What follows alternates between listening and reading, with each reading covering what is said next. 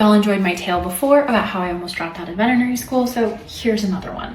When I was in clinics in third year, we had to take neuro, and neuro was known by far and wide as the absolute worst rotation. It was 2 weeks of absolute hell. You were at school like 99% of the time. So we did it.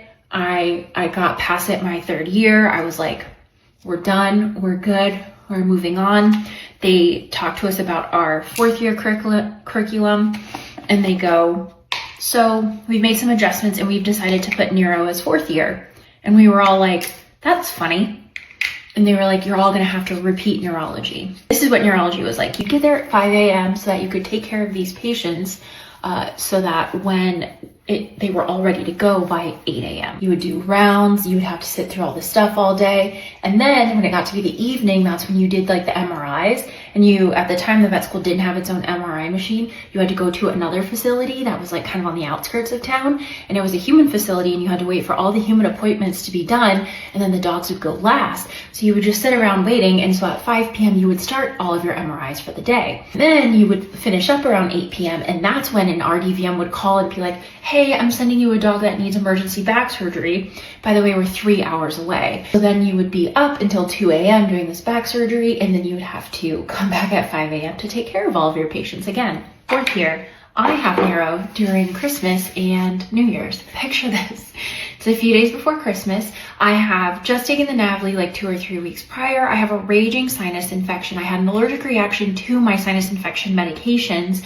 I am in hell. I have like 15 post-op neurotoxins that I am taking care of. It's 5 a.m.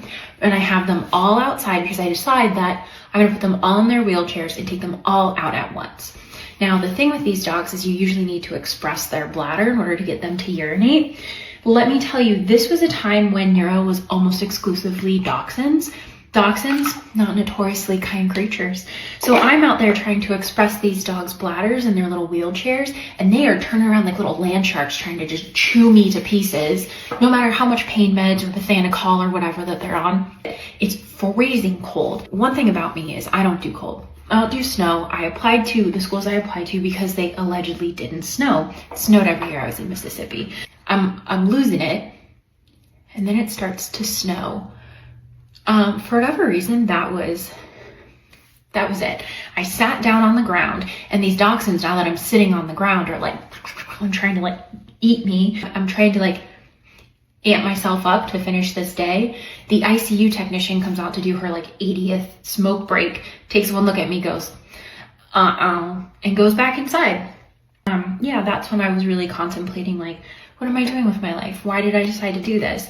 And literally the only thing keeping me going after hearing that I had to do neuro as a fourth year and a third year was the fact that I had already paid all that money. Dachshunds are almost the reason that I didn't finish vet school.